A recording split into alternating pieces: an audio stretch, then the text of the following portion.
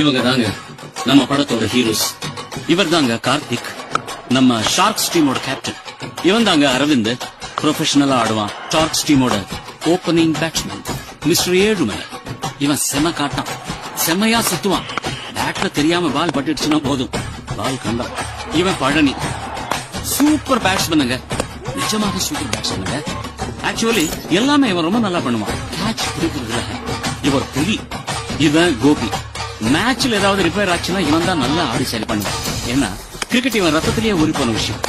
இவன் தான் சீனு, ஆல்ரவுண்டர்னு சொல்லிட்டு தெரிவான். ஏதாவது எப்பாவது ஒரு மேட்ச்ல அடிப்பான், அவ்வளவுதான்.